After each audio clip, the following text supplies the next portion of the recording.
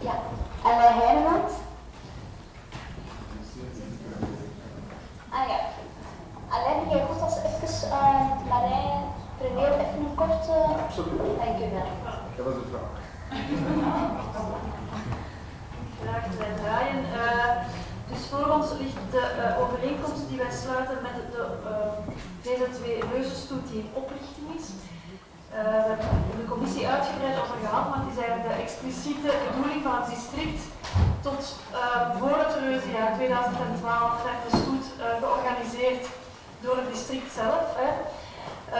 Dat was hier door de diensten de administratie, dat werd van een deel uitbesteed aan onder andere iemand van VZ2 Reuzen van Deuren en zo. En die groep die boekte voor ons de groep, maar in elk geval het zwaartepunt van de organisatie lag bij het district, dat was dus zo gegroeid. Na het enthousiasme van het reuzenjaar, en er was heel veel goesting. Dat is echt aan de grond. Ja.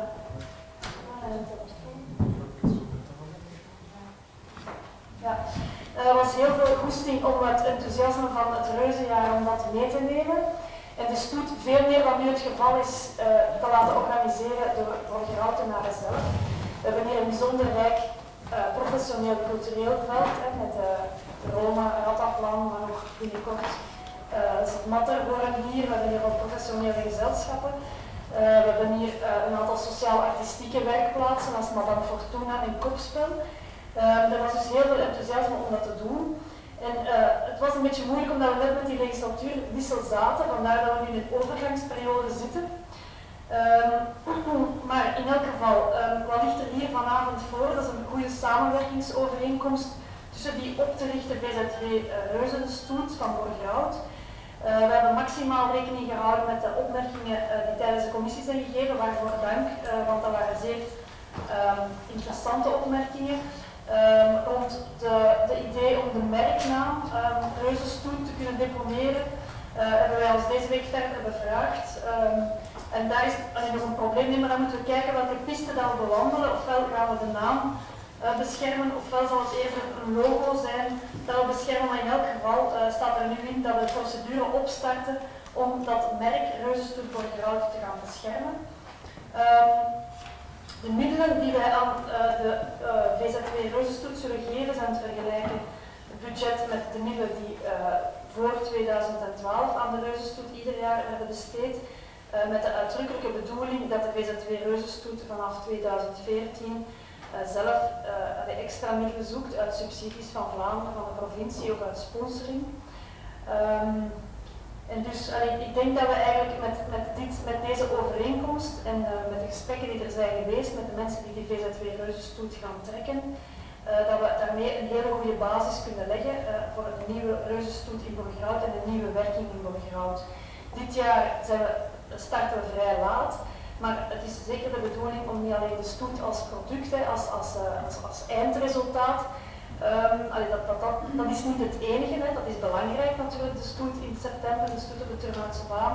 Maar het traject daar naartoe is voor de mensen van VZ2 Reuzenstoet even belangrijk. En dat betekent dat zij dan binnen de sociaal-artistieke werking, want dat is nu de idee van we gaan werken met groepen in Borgerhout, groepen die anders moeilijk te bereiken zijn, kansarme, mensen met een anderstalige achtergrond, kinderen.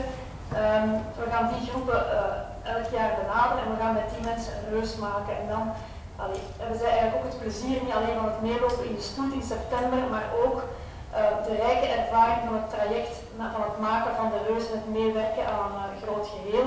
En daarbij staat eigenlijk het model van de Zinneke-parade in Brussel voor ogen. Er was nog de vraag vandaag van is dit een gemeentelijke VZ2 die wordt opgericht? Nee, het is geen gemeentelijke VZ2. Het is uitdrukkelijk onze bedoeling om een onafhankelijke, omdat de VZ2 Reuzenstoet een onafhankelijke VZ2 wordt. De VZ2 wordt ook niet opgericht door het district. Het klopt dat de doorstart wordt gegeven vanuit de VZ2 Reuzenjaar, die ook geen VZ2 was van het district. Maar dat is eigenlijk de doorstart. Het is heel duidelijk de bedoeling van een apolitieke VZ2 te zijn, een niet-gemeentelijke VZ2.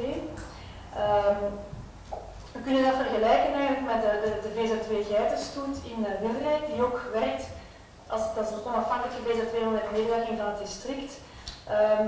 We kunnen dat ook vergelijken met onafhankelijke huizen hier in Borgerhout die ons cultuurbeleid maken. Hè. Het Werkhuis, de Roma, Rataplan zijn allemaal onafhankelijke VZ2's. Daar zitten geen politici in de raden van bestuur en van beheer.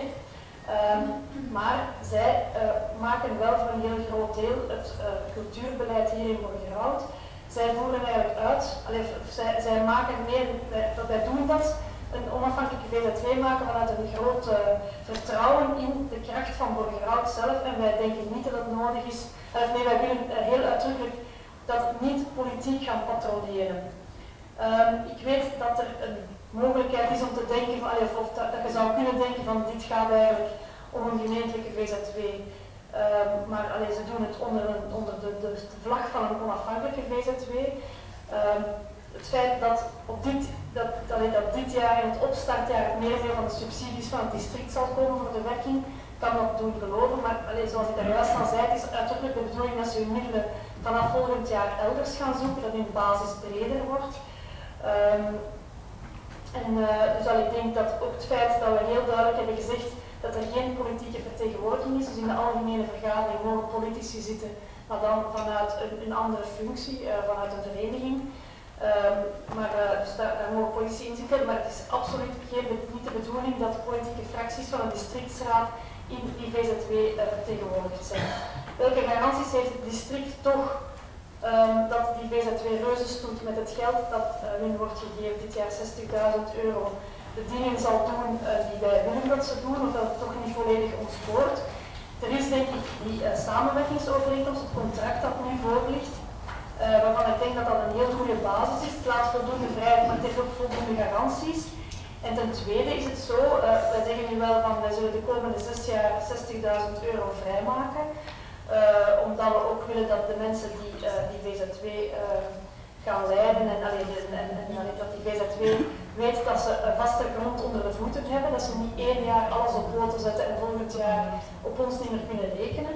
Maar het is toch wel zo dat wij jaar na jaar die subsidies gaan moeten goedkeuren. Hè. Die €60.000 komt telkens opnieuw in de begroting en dat kan worden goed of afgekeurd. Daarom ook dat de evaluatie is ingevoerd. Als er een negatieve evaluatie is of als wij vanuit het district merken dat het de zaken ontsporen en dat de VZ2 Reuzenstoet niet de Reuzenstoet maakt, hè, zoals net van een evenement organiseert rond de Borgerhoutse Reuskes, dan kunnen wij ieder jaar opnieuw die subsidies in vraag stellen. Dus in die zin denk ik dat we het doen vanuit een heel groot geloof in de onafhankelijkheid en de kracht van Borgerhout zelf. Maken wij een apolitieke VZ2, maken wij een overeenkomst met een apolitieke VZ2. Tegelijkertijd zijn er garanties door middel van de samenwerkingsovereenkomst en de subsidies die ieder jaar opnieuw moeten worden goedgekeurd, dat de VZ2 Reuzenstoet niet met de centen van de overheid dingen gaat doen die absoluut niet stroken met het bestuursakkoord.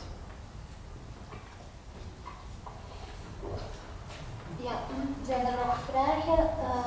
Naima Lanchi?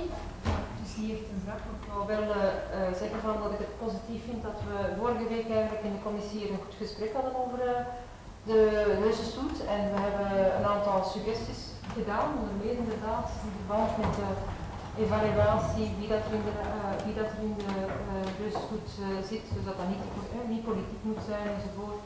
We hebben ook gezegd dat de Reuzenstoet minstens tot aan de Helmstraat zou moeten gaan omwille van het historisch traject. We zien dat punt ook terug opnieuw, dus nu dat punt aangepast is. Dus een goede zaak is een aantal zaken die we gezegd hebben, ook de naam, ook het verder verloop mocht de VZ2 ooit ophouden te bestaan, dat dan een gelijkaardige VZ2 het initiatief over kan nemen. Het is dus die aanpassingen die we gevraagd hebben staan er zeker in, waarvoor dank.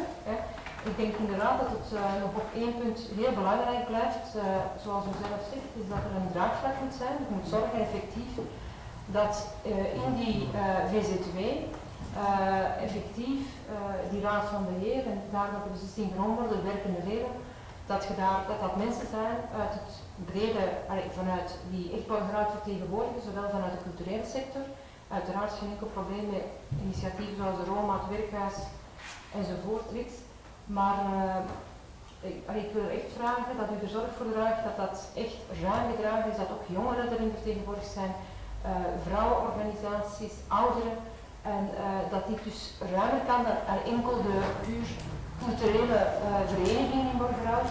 Dus dat dat bijvoorbeeld ook kan door iemand af te vaardigen of te vragen vanuit Gras of vanuit de vrouwenwerkingen die hier actief zijn. We hebben dat trouwens ook vorig jaar gezien. Bij de Reuzenstoet heel wat organisaties ook heel wat hebben meegedaan, die we ervoor nooit hadden gezien. En ik hoop dat dat op dat elan kan verder verzorgd worden. Dus ik doe een oproep om te zorgen dat dat een breed gedragen platform kan worden, dat ook de beslissingen kan nemen. En dat zo wordt ook iedereen effectief betrokken bij die Reuzenstoeten. Dus gaat dat iets worden van echt, of blijft dat ook iets van alle Borgerhoutenaren? Nee, meneer Alain Heidemans. Even een klaarheidsvraag over de mandatarissen die al niet lid worden van de algemene vergadering.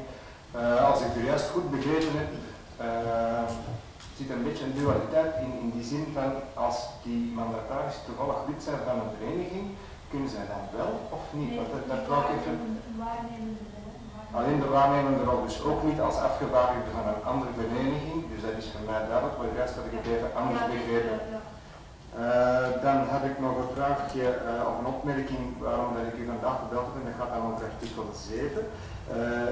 Het district en de initiatiefnemers stellen bij het begin van de werking een raad van bestuur samen. En dat zou eens een keer een tricky issue kunnen zijn. Dus ik zou dat toch nog eens even verder bekijken, want dat zou eventueel voor problemen kunnen zorgen. En dan artikel 23, dat gaat dan over de evaluatie. Daar staat eigenlijk ook niet geduid waar dat dan eventueel de sancties kunnen zijn. Misschien dat daar ook een duiding bij mag zijn.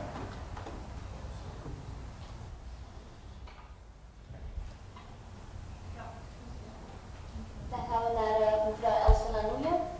Ja, wij willen vanuit de fractie SPA Groen toch nog eens heel uitdrukkelijk onze steun geven aan dit voorstel, omdat wij denken van de Reuzenstoet, dat is een traditie, dat is cultureel erfgoed, maar dat is bovenal een feest voor Borgerhout. We denken dat vorig jaar met de feesteditie, dat er dankzij al de inspanningen die geleverd zijn van participatie, dat dat feest nog veel meer een feest is kunnen worden van en voor Borgerhout. Daar waren mensen van allerlei slag, daar waren ouders, kinderen, jongen, oud, mannen, vrouwen, verenigingen, individuen. En iedereen was daar super enthousiast. Dus participatie lijkt ons heel belangrijk om daarop in te zetten. En wij gaan ervan uit, wij zijn echt van mening dat we dat niet allemaal in de schoenen van onze administratie kunnen blijven schuiven. Aangezien die de handen meer dan vol heeft met het gewone rijden en zeilen van het district. En wij vinden dus een heel goede zaak dat er een VZ2 wordt opgericht. Een VZ2 waar dat iedereen die dat wil lid mag van worden, niet de uitzondering van mensen met een politiek mandaat. Maar voor de rest denk ik dat het ook aan het middenveld en aan de bewoners zelf is om initiatief te nemen. Wat u zegt, mevrouw Langerie, van actief te gaan promoten. Ja, wij kunnen dat gaan doen, denk ik. Dat is zeker niet uitgesloten. Maar wij geloven erin, die VZ2, als die ondersteund wordt met middelen van het district, dat we kunnen garanderen dat die Reuzenstoet, dat het feest van en voor Borgerhout blijft.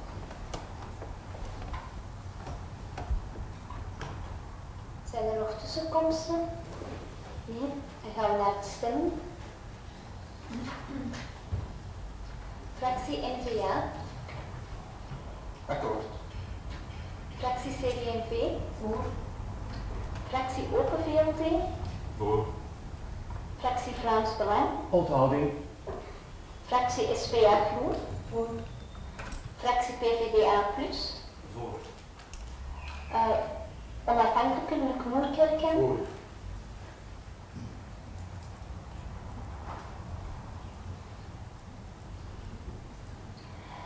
Goedgekeurd met 23 voor en 2 onthoudingen.